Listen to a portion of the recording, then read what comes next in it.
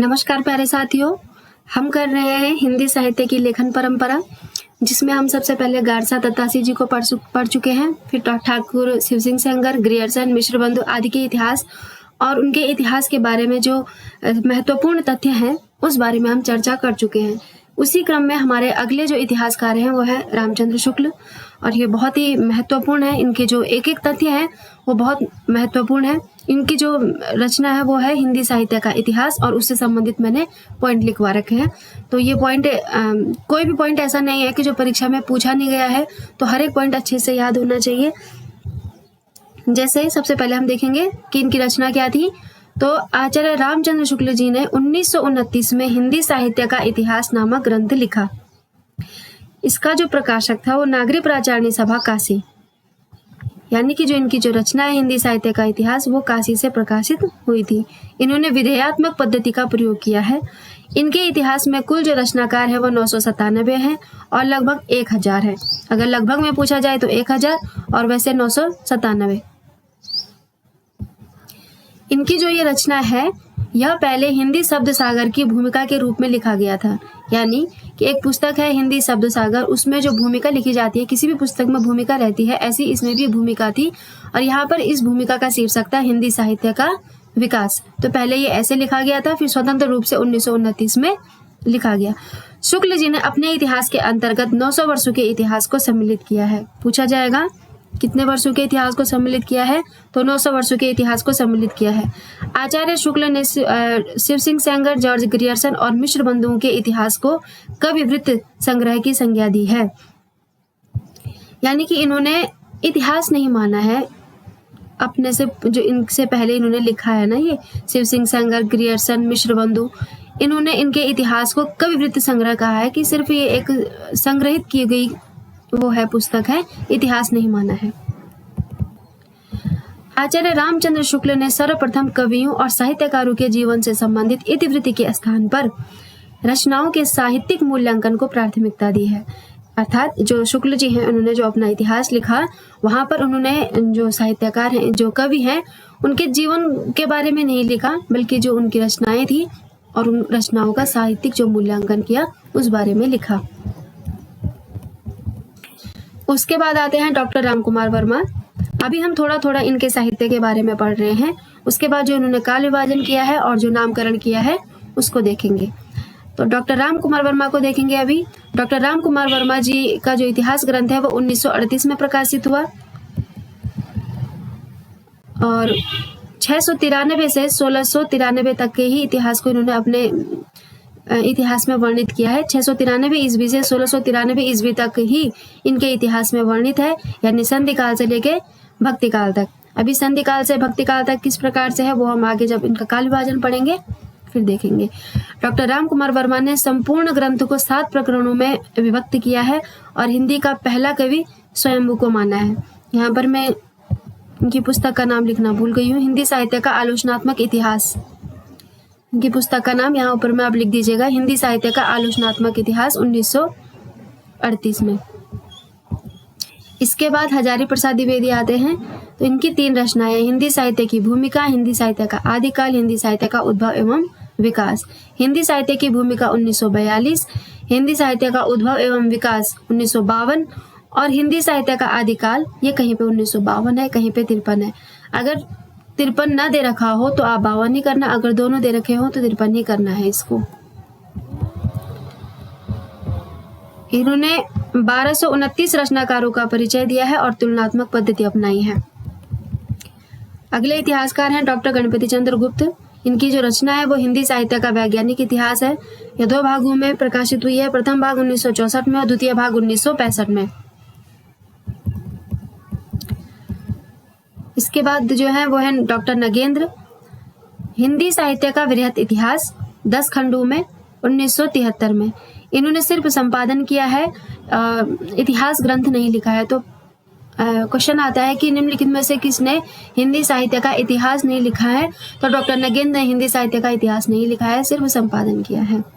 जो साथी पहले से पढ़ रहे हैं उनके लिए ये बहुत छोटी चीजें होंगी, लेकिन जो पहली बार पढ़ रहे हैं, पहली दूसरी बार पढ़ रहे हैं, उनके लिए हर एक चीज याद करनी बहुत महत्वपूर्ण हो जाती है। उसके उसके बाद आते हैं उसके बाद नागरी प्राचार्य सभा द्वारा हिंदी साहित्य का इतिहास का संपादन किया गया 16 खंडों में। तो ये भी कितने खंडों में प्रकाशित किया गया ये भी पूछा जाएगा, तो 16 खंडों में। इसके बाद ये सबसे इम्पोर्टेंट है कि हिंदी साहित्य के इतिहास से संबंधित जो महत्वपूर्ण रचना है उनको हम पढ़ेंगे। और हिंदी साहित्य का जो इतिहास, इसमें बहुत सारे इतिहास हैं, इसमें से कोई भी जो ये बुक है और जो इनके लेखक है कोई भी ऐसा नहीं है जो पेपर में नहीं आया है, तो इनको किसी को भी छोड़ना नहीं है, सबको याद करना है, सबको लिखना है। जो इम्पोर्टेंट और जिसके सन मेरे पास उपलब्ध थे मैंने उनका लिखा रखा है, सबका नहीं लिखवा रखा है। तो पहले है पहली जो पुस्तक है वो है भाषा काव्य संग्रह 1873 ईस्वी महेशदत्त शुक्ल। हिंदी कोविद रत्नमाला श्याम सुंदर दास। कविता कौमुदी 1917 रामनरेश त्रिपाठी। हिंदी के मुसलमान कवि 1926 गंगा प्रसाद अखौरी। ब्रज माधुरी सार वियोगी हरि 1923 में। Modern Hindi literature 1939 doctor Indranath Madan. खड़ी बोली हिंदी साहित्य का इतिहास ब्रज रत्न दास। हिंदी साहित्य 20वीं शताब्दी 1945 आचार्य नंद दुलारी वाजपेयी, बहुत इंपॉर्टेंट। हिंदी का गद्य साहित्य रामचंद्र तिवारी 1955। हिंदी साहित्य का दूसरा इतिहास 1996 बच्चन सिंह। हिंदी साहित्य और संवेदना का विकास 1986 डॉक्टर राम स्वरूप चतुर्वेदी।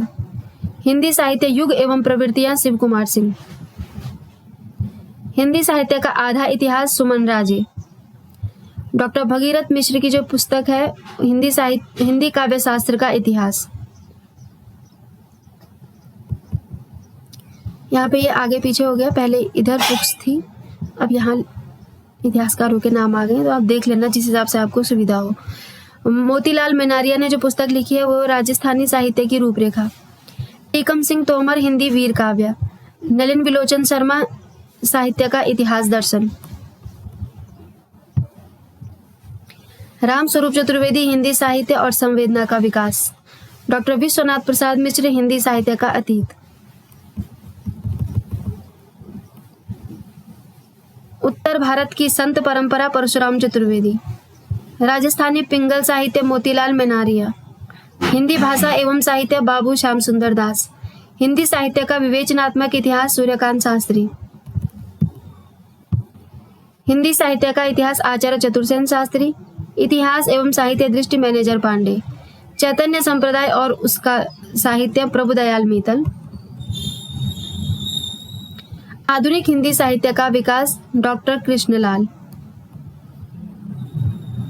आधुनिक हिंदी साहित्य डॉक्टर लक्ष्मी सागर वार्ष्णेय। हिंदी साहित्य का सरल इतिहास विश्वनाथ त्रिपाठी। हिंदी भाषा और साहित्य का विकास अयोध्या सिंह उपाध्याय हरिओद। हिंदी साहित्य का आधा इतिहास सुमन राजे। हिंदी पुस्तक साहित्य माता प्रसाद गुप्त। हिंदी साहित्य का मौखिक इतिहास नीलाभ। हिंदी साहित्य का मौखिक इतिहास Neelabh. A History of Hindi Literature FEKE, A Sketch of Hindi Literature Edwin Greaves. ये दोनों अलग अलग है। A History of Hindi Literature FEKE, A Sketch of Hindi Literature Edwin Greaves. सुकवि सरोज गौरी शंकर द्विवेदी। इतिहास और आलोचना नामवर सिंह। आधुनिक साहित्य की प्रवृत्तियां नामवर सिंह। ये 38 इतिहास ग्रंथ और उनके रचनाकार हैं।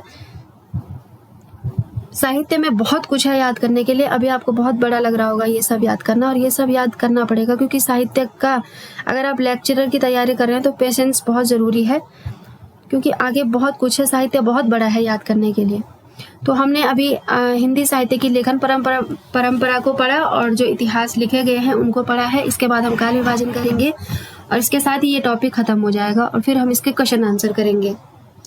काल विभाजन के बाद हम जो अगली क्लास होगी उसमें हम व्याकरण पढ़ेंगे सबसे पहले, और फिर आदिकाल से स्टार्ट करेंगे।